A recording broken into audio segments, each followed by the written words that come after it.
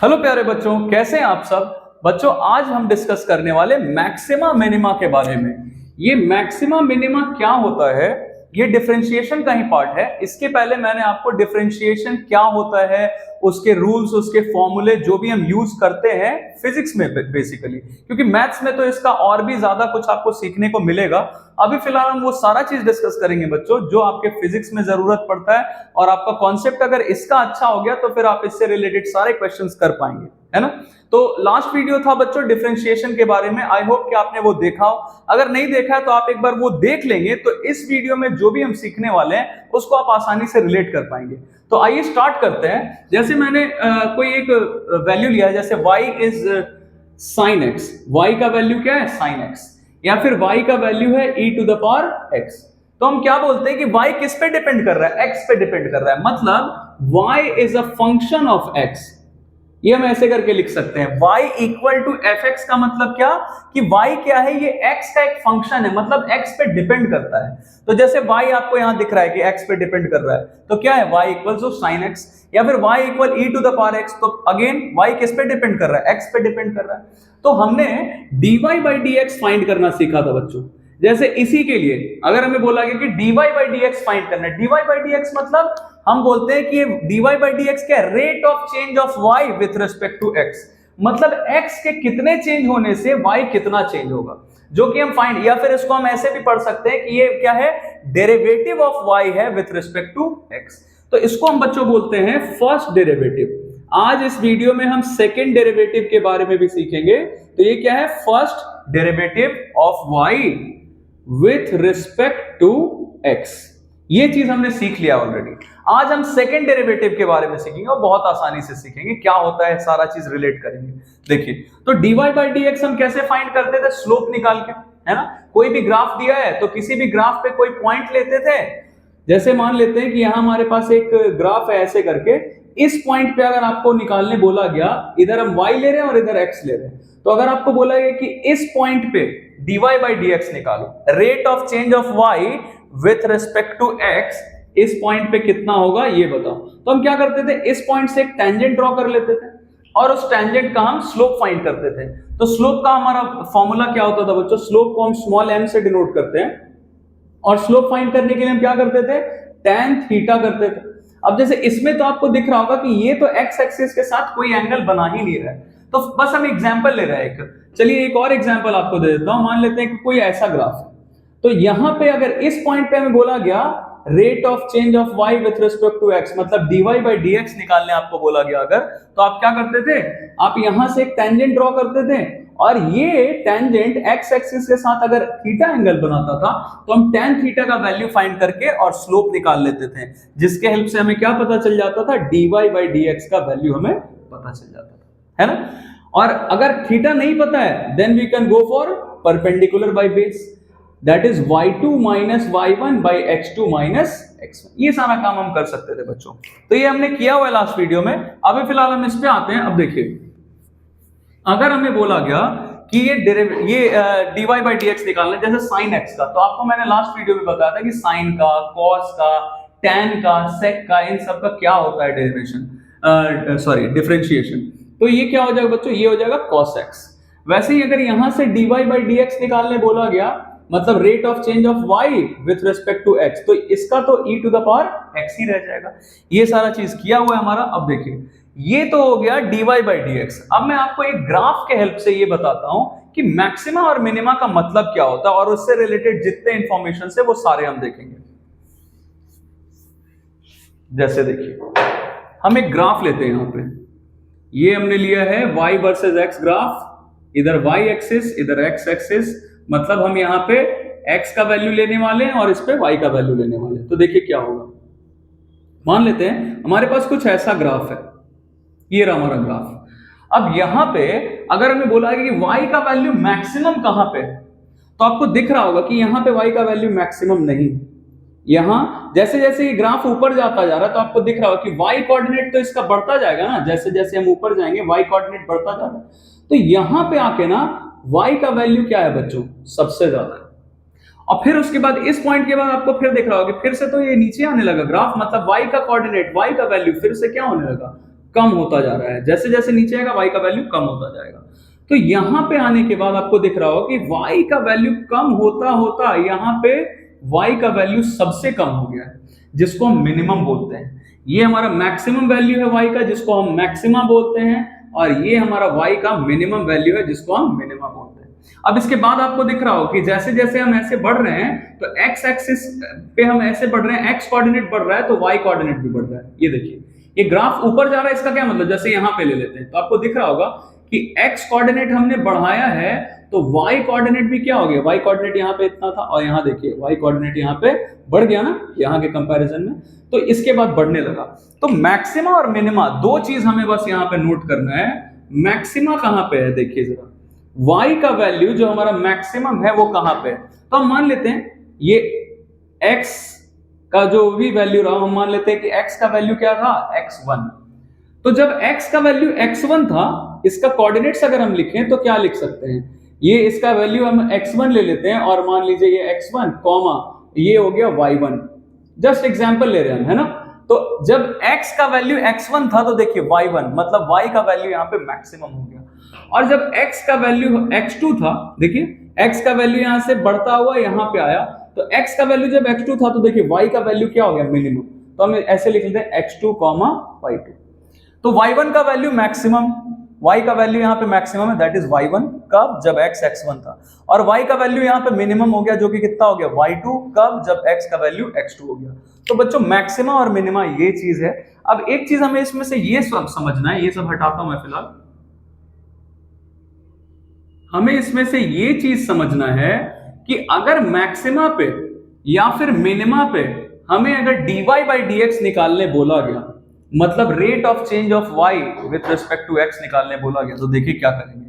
ये रहा मैक्सिमम, तो y का वैल्यू मैक्सिमम हमें बोला गया कि बताओ कि इस पॉइंट पे मैक्सिमम पे rate of change of y with respect to x क्या है।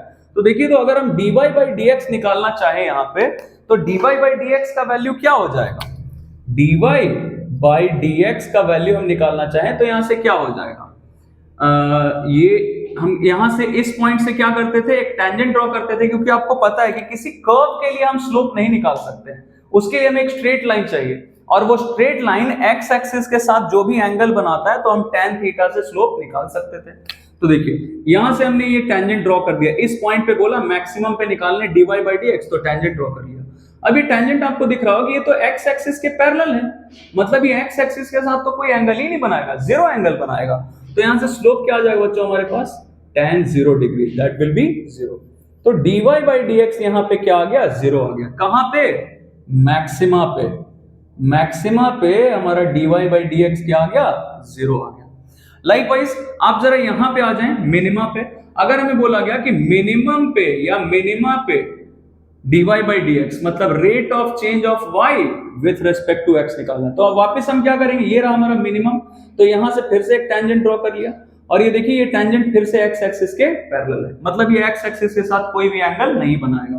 तो हम फिर से क्या करेंगे बच्चों, tan थीटा की जगह हम क्या करेंगे, tan 0, क्योंकि ये तो कोई एंगल ही नहीं बना रहा है x एक्सिस के साथ, तो फिर से dy by dx क्या हो जाएगा, 0 हो जाएगा, है ना।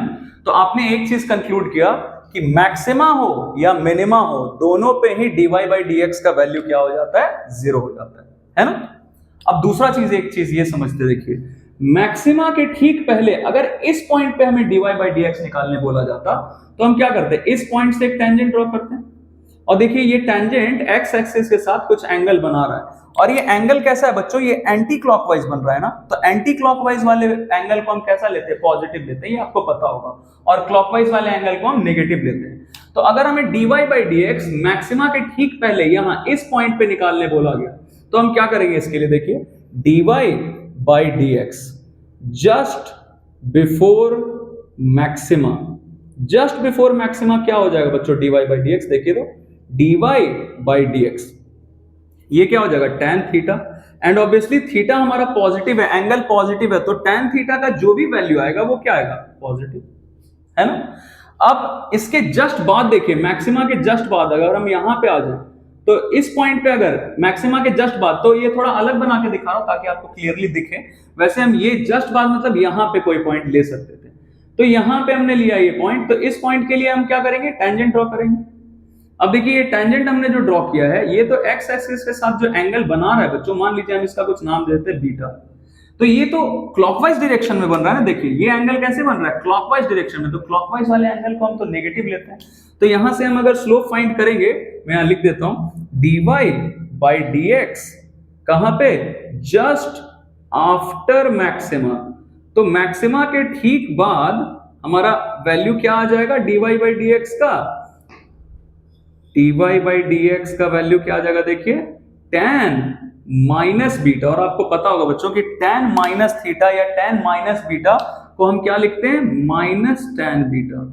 मतलब जो भी वैल्यू ये आएगा, ये तो नेगेटिव आ गया ना, तो dy बाई dx का वैल्यू यहां से क्या आ गया, नेगेटिव। अब देखिए इससे एक बहुत इंपॉर्टेंट कंक्लूजन हमें मिला है कि इसके पहले, मैक्सिमा के पहले इसका वैल्यू क्या था, पॉजिटिव, मैक्सिमा पे इसका वैल्यू क्या होगा, 0, और मैक्सिमा के ठीक बाद इसका वैल्यू क्या होगा, नेगेटिव। मतलब मैक्सिमा पे क्या हो रहा है, इसका वैल्यू कम होता जा रहा है। dy बाई dx पहले पॉजिटिव था यहां पे, फिर यहां है तो 0 हो गया, और फिर यहां है तो नेगेटिव हो गया। मतलब dy बाई dx का भी वैल्यू चेंज हो रहा है बच्चों, dy बाई dx का वैल्यू चेंज हो रहा है। तो हम ऐसा लिख सकते हैं क्या, rate of change of dy by dx with respect to x, क्योंकि dy बाई dx भी चेंज हो रहा है, कहीं पे पॉजिटिव है, कहीं 0 हो गया और कहीं नेगेटिव हो गया। तो हम ऐसा लिखते हैं rate of change of dy by dx with respect to x, और यही है बच्चों हमारा सेकंड डेरिवेटिव, जिसको हम ऐसा लिख सकते हैं d2y बाई dx। ये चीज हम लिखते हैं बच्चों, इसको हम क्या पढ़ते हैं, second derivative of y। Second आपको दिख रहा होगा यहाँ 2 है, इसलिए हम इसको क्या पढ़ते हैं, second derivative of y with respect to x। तो आपको यहां से दिख रहा होगा बच्चों कि rate of change of y, second derivative of y, ये कैसा है, ये तो कम होता जा रहा है ना, मतलब ये लेस देन 0 है, नेगेटिव हो जाएगा।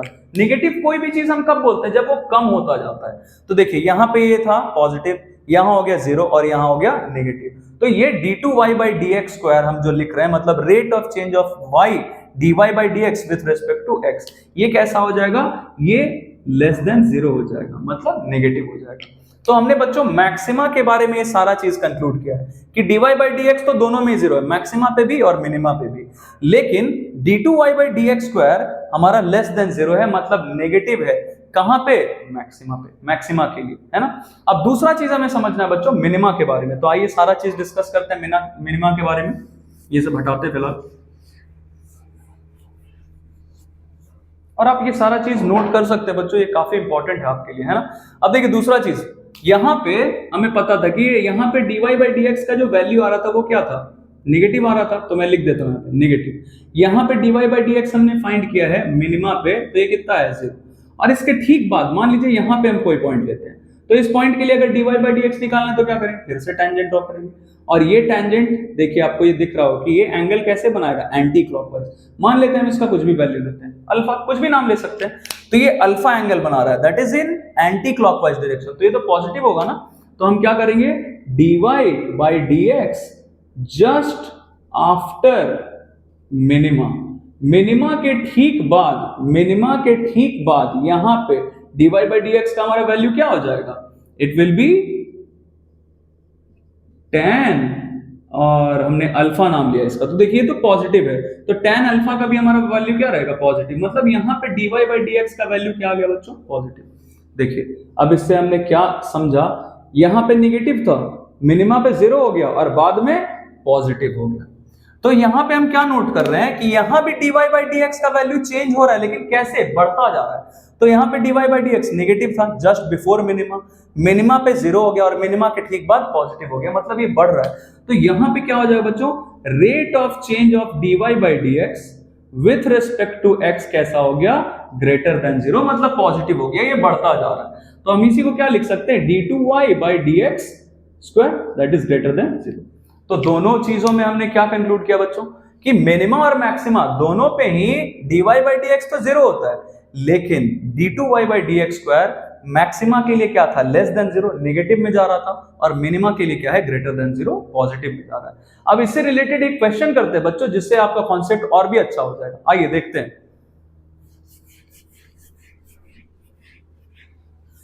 जैसे मान लीजिए मुझे बोला गया कि कोई बॉडी है, इसको हमने ऊपर फेंका, तो ऑब्वियसली ऊपर जाता है, तो आपको पता हो कि ऊपर जाता है तो इसमें रिटार्डेशन होगा, मतलब वेलोसिटी धीरे धीरे कम होता जाएगा और फाइनली जब ये अपने मैक्सिमम हाइट पे पहुंचेगा तो वेलोसिटी 0 हो जाएगा, है ना।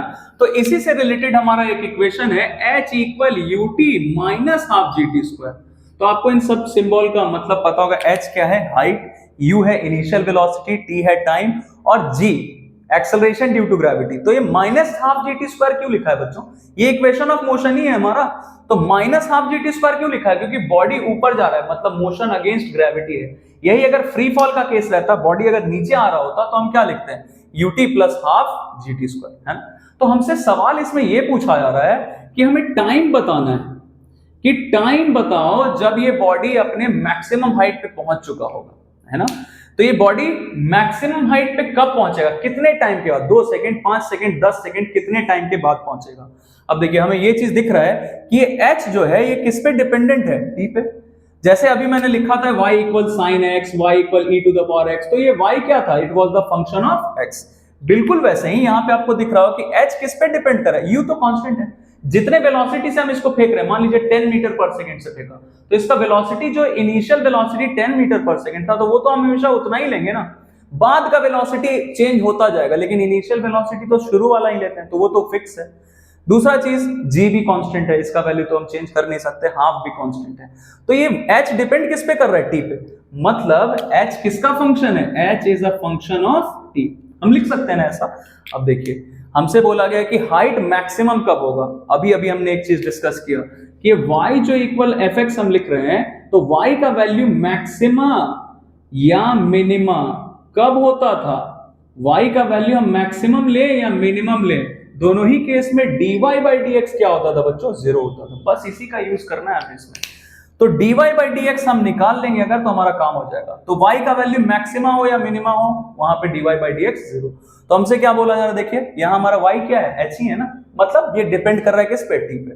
तो h का वैल्यू मैक्सिमम कब होगा, जब dy by dx मतलब dh by dt जब 0 होगा तब। तो देखिए हम वही करने वाले हैं, हम dh by dt निकालते हैं बच्चों, मतलब derivative of h with respect to t, या फिर क्या बोल सकते हैं, rate of change of h that is height with respect to time. तो आपको ये डिफरेंशिएशन आता होगा बच्चों।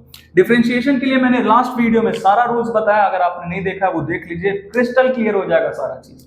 अब देखिए dh by dt निकालना है ना, तो हम क्या करेंगे, ut है तो पहले एक बार ut का हम देख लेते हैं कि इसका डिफरेंशिएशन क्या होगा, फिर माइनस साइन है तो माइनस दे दिया, फिर d हाफ gt स्क्वायर, इसका हमें फिर से डिफरेंशिएशन करना हाफ gt स्क्वायर का। अब देखिए क्या होगा, आपको पता होगा बच्चों कि जो भी चीज कांस्टेंट रहता है, जैसे 2, 4, 5, 6, ये सब हम क्या कर देते हैं बाहर, क्योंकि उसका ये डिफरेंशिएशन हम कर ही नहीं सकते, क्योंकि कांस्टेंट है तो कांस्टेंट चेंज थोड़ी होता है, तो उसका डिफरेंशिएशन नहीं होता, वो हम बाहर निकाल लेते हैं। तो यहाँ पे u हम बाहर निकाल लेंगे, बचा क्या, dt by dt, मतलब टाइम का t का डिफरेंशिएशन करना है t के ही रेस्पेक्ट में, तो क्या होता है 1 होता है ना, माइनस यहां से हाफ हमें कांस्टेंट दिख रहा है और g भी कांस्टेंट, दोनों बाहर कर लिया, बचा क्या, t स्क्वायर का डिफरेंशिएशन करना है with respect to t that is time. अब देखिए यहां से क्या मिल गया हमें, ये u और ये तो हो गया 1, तो u इंटू 1 करेंगे तो u ही रहेगा, माइनस हाफ g। अब देखिए t स्क्वायर का डिफरेंशिएशन करना है विथ रिस्पेक्ट टू t, तो ये हमारा वही फॉर्मूला है, x to the power n का जो डिफरेंशिएशन करना होता था x के रिस्पेक्ट में, तो क्या होता था n into x to the power n minus 2। तो यहाँ देखिए ये पावर क्या है 2, तो ये क्या हो जाएगा 2 इंटू t का पावर 2 माइनस 1 मतलब 1 हो जाएगा। यहाँ से 2 2 कट गया बच्चों, क्या बचा देखिए u माइनस gt, और ये dh by dt का हमारा काम हो गया, हमने इसको डिफरेंशिएट कर दिया। अब dh by dt का वैल्यू तो मैक्सिमम पे, मैक्सिमम हाइट पे dh by dt का वैल्यू हमारा क्या होना चाहिए था, 0 होना चाहिए था, है ना, मैक्सिमम पे ये 0 होता है। तो देखिए dh by dt की जगह अगर मैं 0 रख दूं, तो यहाँ से u माइनस gt, अब आपको दिख रहा होगा, इसको हम इधर भेज दें तो ये क्या हो जाएगा, gt इधर आ जाएगा तो पॉजिटिव, और u इधर ही रहने देते हैं। तो देखिए यहाँ से t का वैल्यू क्या हो गया बच्चों, u by g, मतलब जब टाइम u by g होगा, ये हमारा एग्जाम्पल हमने लिया है, इसका अगर आपको नंबर दे दिया जाता 2, 4, 6, 8 तो और आसान लगता है ना, नंबर देके कोई भी चीज ज्यादा आसान लगता है एज कंपेयर टू वेरिएबल्स। तो t equal u by g हमें मिल गया, मतलब इस टाइम पे बॉडी अपने मैक्सिमम हाइट पे पहुंच चुका होगा, है ना। तो आई होप बच्चों कि मैंने जितना आपको मैक्सिमा मिनिमा के बारे में आज बताया है वो आपको समझ में आया हो, और अगर ऐसा है तो please do like the video and subscribe our channel, और ये बाकी बच्चों से भी शेयर करिए ताकि उनके लिए भी कैलकुलस जैसा भी चीज आसान हो सके आपके हेल्प से। थैंक यू वेरी मच बच्चों।